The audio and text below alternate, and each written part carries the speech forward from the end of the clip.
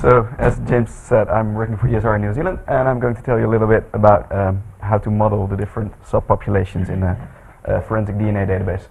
So, in every developed country these days, they have very large offender databases containing tens of thousands or maybe hundreds of thousands or even millions of different profiles in there.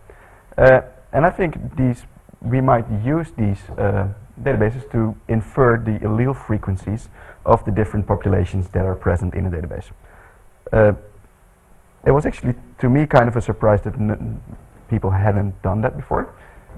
In fact, in the Netherlands, when we compute the weight of evidence, we use a reference database of only like 2,000 people, and they all have Dutch ancestry.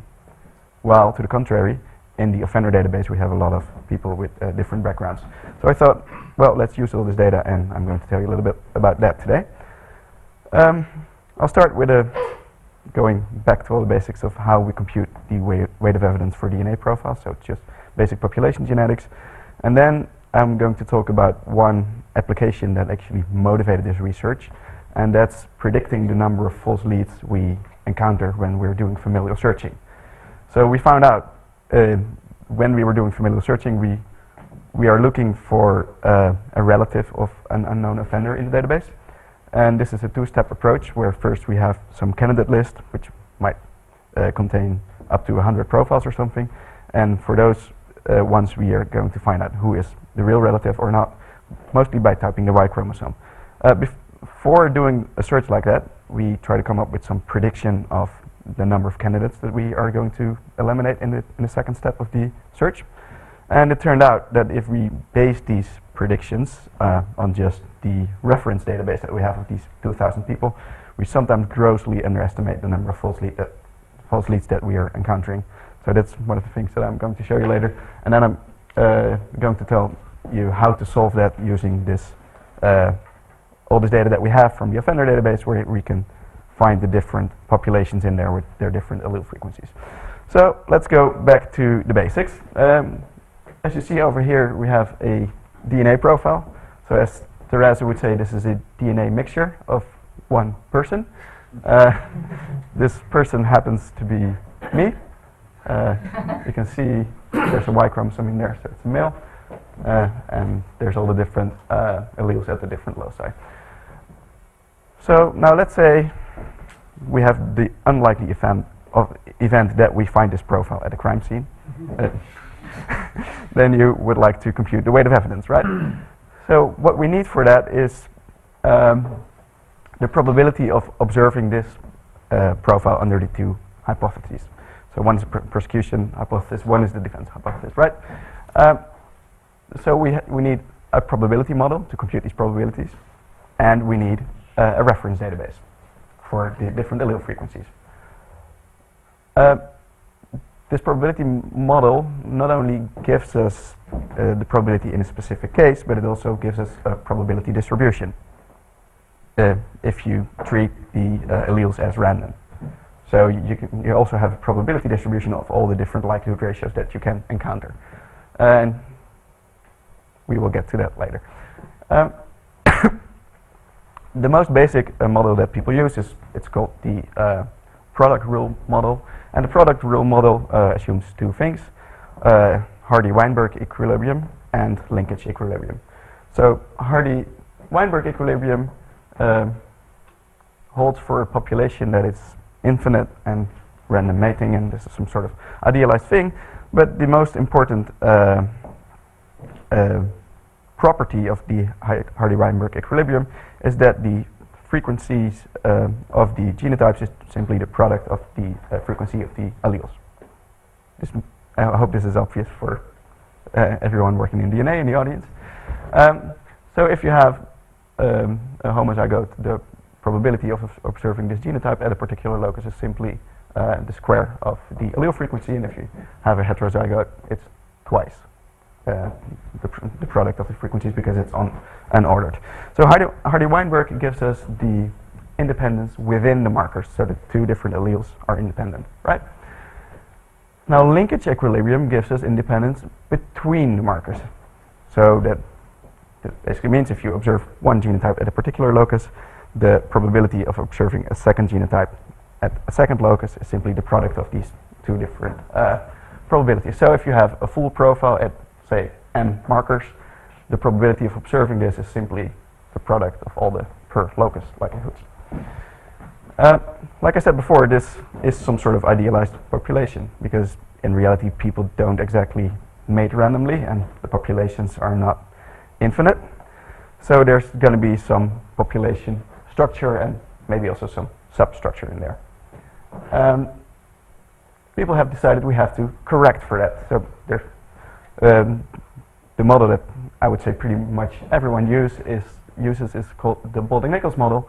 And the details, they don't really matter, but what's essential here is that you have some parameter theta, and you can think of it as some sort of correlation. So the probability of seeing an allele twice is slightly larger than the square of the simple allele frequencies like you have in the product rule model. So they have this sampling formula, so if you have, say, a sequence of different alleles that you're sampling from the population, say, then the probability of observing some allele A in this sequence, so that the next draw in the sequence is an allele A, given that you have already had done n draws, of which m are equal to this allele A, is this expression. So it's slightly larger than just FA. You say from the same subpopulation. Mm-hmm. That's right.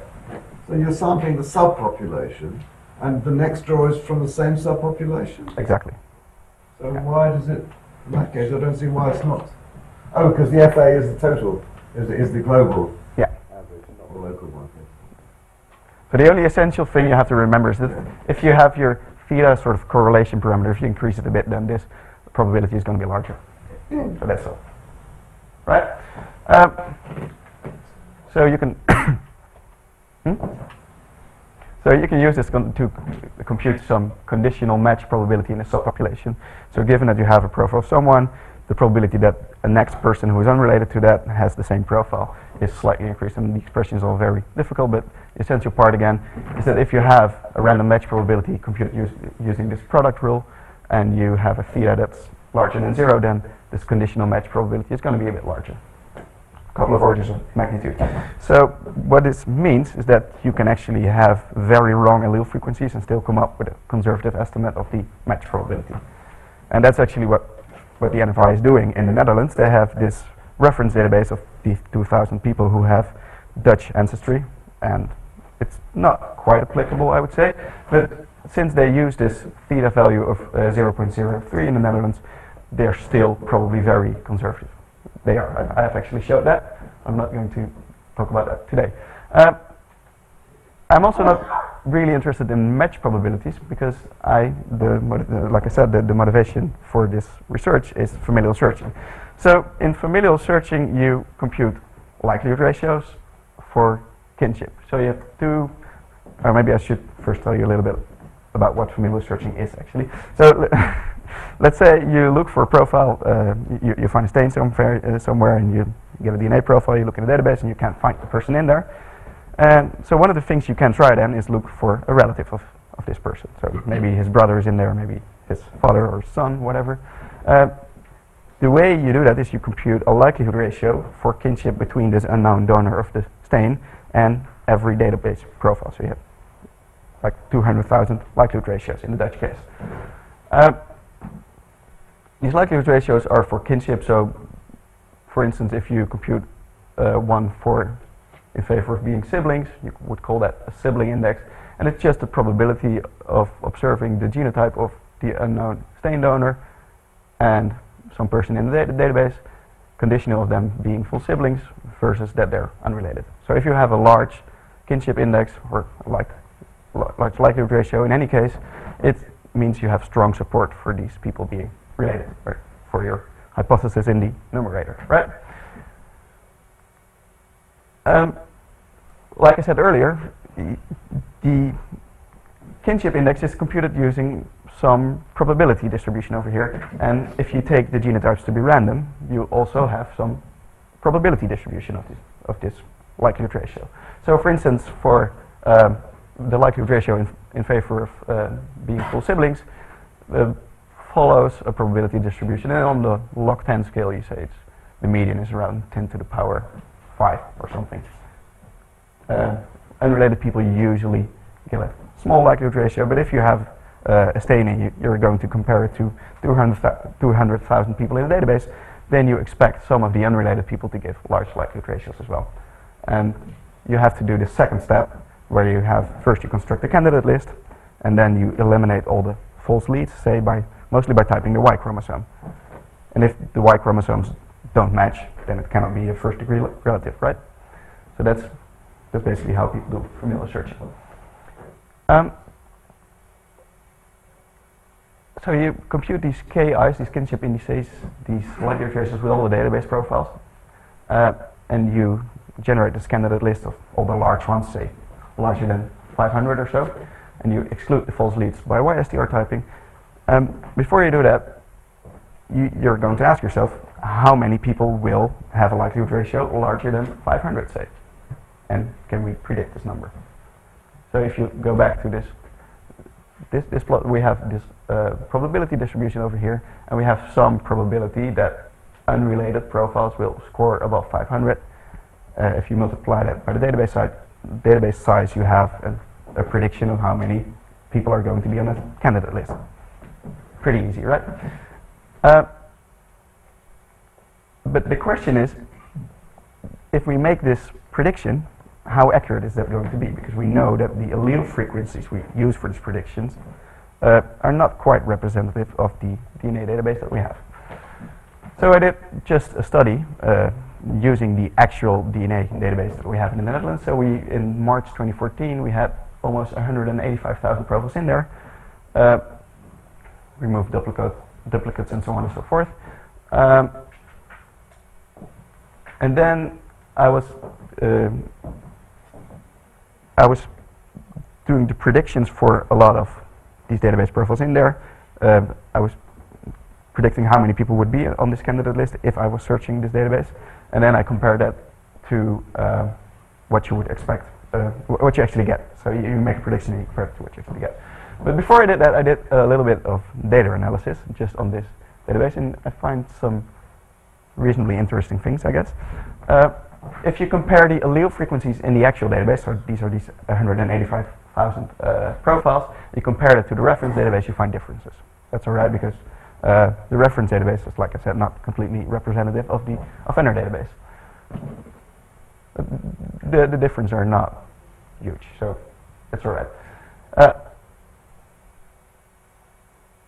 What you also see is dependence. So if you have one allele at a single locus, and you look at the probability distribution of the second allele, you find that it's different from the unconditional probability. One example of that is this marker TO1. If you have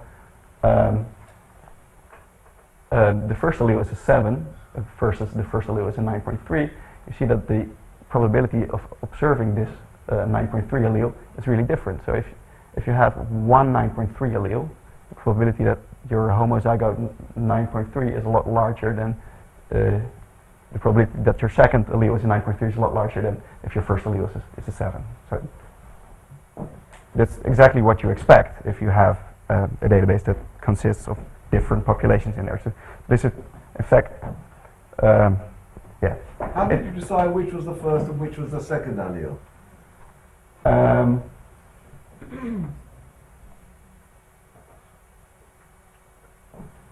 That it's unordered, right? Sorry? It's unordered. Yeah, so you're talking, but you're ordering them at random or what? I don't remember actually. No clue. Anyway, we also see dependence between the markers, which is also exactly what you expect if you have a mixed database. So given that you have a 7.7 at TO1, your distribution at D2 is very different from if you have a 9.3, 9.3 at TO1. So we don't have independence of alleles between the markers. So these assumptions behind the product rule are clearly violated in this case. It's not a big deal because we We can, when we compute the weight of evidence, we can correct for this using this Baldwin-Nichols formula.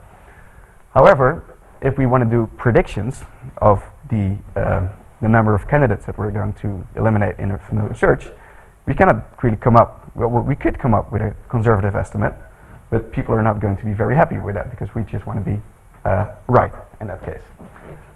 As I told you before, I just did some empirical studies, so I picked just 1,000 case profiles, and for each of these case profiles, I made a prediction of the number of false leads that you would get if you would do a database search. Then I did the actual database search, and I compared the two. So here I have 1,000 dots.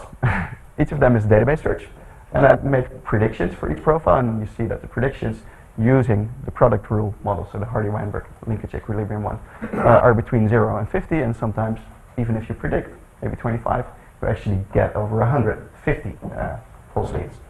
So you might underestimate the number of leads that you're going to eliminate by a factor of 5, so that's quite worrying. It also makes you worry a little bit about your weight of evidence calculations. Are they in fact correct? But I think we had established that already that they're not. And I thought, can we maybe do something about it by introducing this correlation parameter? Of course, if you increase your theta value a little bit, then all your predictions will increase. So when we move from this product rule Hardy-Weinberg linkage equilibrium model to a more Baldwin-Nichols type of model, then we will increase the predictions. If we take this correlation into account, we expect more false leads. How do you know they're false? Well, it's quite unlikely that someone has 100 first-degree relatives in the database. So I'm not completely sure. So if you increase the theta value more, then all your predictions will increase, but not just the one that you underestimated. So it's an effective way of coming up with a conservative estimate, but it's not going to be a very accurate one, and that's unfortunate in this situation. So if you go back to the case with theta is 0, I mean, where you've got this outlier, maybe that is the true. It's not a false lead; it's a true lead. That's the brother. No, the number of leads. So every dot is a database search. So you compute leads. Yeah, exactly. So it really is not correct. So can we do better? And that's where the subpopulation modeling comes in. So what I propose is to model this database as a discrete mixture of different populations. So you say you have a fraction that follows this population, this allele frequency, another fraction, this allele frequencies, and so on and so forth. The different populations that are in there are following this Hardy-Weinberg and linkage equilibrium model, so they have independence of alleles within and between the markers. So this is just the product rule model, and we want to estimate the allele frequencies of the different subpopulations as well as their relative fractions. If we knew for each profile from which population it comes, this would be very easy, right? We could just count the alleles in every subpopulation and compute the proportions, and we have frequency estimates. Also, if we knew the allele frequencies, then we could just make some probabilistic prediction of which subpopulation every profile would belong to. But we know neither of the two, so we have some sort of problem over there. But it's not a very difficult problem. We have a very classical statistical method to deal with that. We can just treat it as a missing data problem. So we say there is some indicator value, a variable for each profile that indicates from which subpopulation it comes. We just don't observe it. And if we treat that as a missing data problem, we can do just maximum likelihood estimation of all the different allele frequencies in all the different subpopulations. What we use for that is called the EM algorithm, and I think I'll just skip over the details. They're all in the paper if you want to read that. And what you get from that is maximum likelihood estimates of the allele frequencies in the different subpopulations. I did that for the Dutch database, and now we can go to a very specific case of the subpopulation model where you have just one subpopulation. So I call it k is 1. If we estimate the allele frequencies in the database, so that's the blue one over here, and we compare the allele frequencies to all kinds of different population studies, we can just compute a distance. It doesn't really matter what kind of distance metric you take. I think I just do Euclidean distance or something like that. And Can I just clarify, k equals 1, does that mean there's a main population with one subpopulation of it? Or does No. it mean there's only one population? there's only one population. So this is just the product rule independence Right, yes, yeah. model. If you so what I did was to visualize this. I compared the allele frequencies to all kinds of different population studies, and you can put it on a map. So you can see that there's a Korean one. I don't know if it's readable, but there's a Korean one over here and a Chinese one. You don't have to read this out. It's not readable. Okay. What you see over here is like Asian populations: Korean, Chinese, Taiwanese, New Zealand Asian. You have Uganda, Equatorial Guinea, Angola, so African ones. Here are European ones like Sweden, Croatia, Poland. The Dutch one, New Zealand Caucasian, and there's stuff in between. What you see is that the Dutch database falls somewhat in between all that. What I can do is increase k, so I have two different populations. So I split the Dutch database into two mixture fractions. And then you find that the major fraction in the Dutch database is very close to all the European populations. And there's a minor one, it's 15% of the database, say. And that's very close to the African ones. And if I then add a third one, you see that this one falls apart into two. And the largest component, which is 61% of the database, is very close to the Dutch reference database. So we're actually doing something that makes sense, I guess. And then we have some group falling in between, and it's hard to tell what it is. And it's also, of course, it's a model that doesn't make a whole lot of sense, and populations in the database are not quite discrete, but it's a good approximation, I believe. And so there's some sort of mix of everything in the middle, and we have some sort of African group over here, and we have a Dutch European group over there. The largest subpopulation is very similar to this reference study that we have of the 2,000 people with Dutch ancestry that we use in weight of evidence calculations. So if you plot the allele frequencies at a single locus, then you have the reference database over here, and subpopulation 1 is the blue one. You see it's very close in every allele. And for instance, the third one is very much off. It's reasonably interesting that, for instance, at the 9.3 you see huge differences. Now we can use this model to make our predictions better, and now we can guess, is this going to work? Yeah, it's going to work very well. If we have k is 1, so this is the product rule model, we have predictions that could be far off. Now if we increase k to 2, we basically have fixed the problem over there. And you can make it a little bit better by introducing more groups, but it's not really worth it. If you look at the prediction error, it increases if you go from 1 to 2, it decreases if you go from 1 to 2, but not that much afterwards. So that's basically my conclusion. That if you take care of these different populations in there, it's very easy to come up with accurate predictions.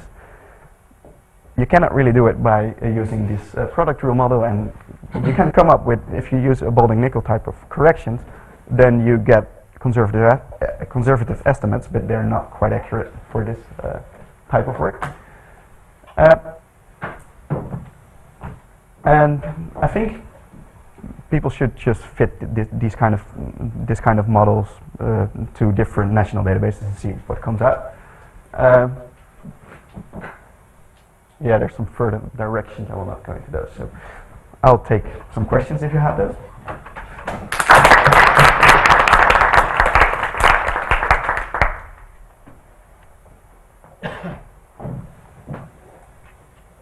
Question, but I was sort of saving it for your PhD. So I asked it anyway. Maarten, how sensitive is it to the value of the sibling index you chose? You chose 500. Mm-hmm. What happens if I choose 1,000 or 100? It will still work. Yeah, I've tried that. The reason I chose this value is because that's a policy that they actually have at the NFI. I also tried different likelihood ratios also for mixtures, and one of the interesting things, I guess, is that if you do it for mixtures, then the predictions are pretty good, even if you have a very bad model. And I don't completely understand why that's the case. So even if you have just a product rule model, then the predictions you get are still quite accurate.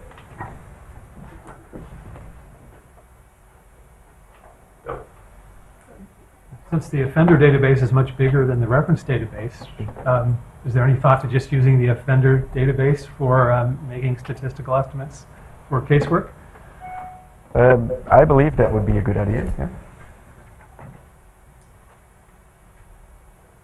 So your EM algorithm seems to work well, but there's a lot of software out there for doing this kind of, population clustering structure and BAPs. I don't know if they're particularly for STR loci though, but I think some of them are, because that used to be standard in population genetics. Does yours have any particular advantage? Did you look at what's already out there, the kind of software?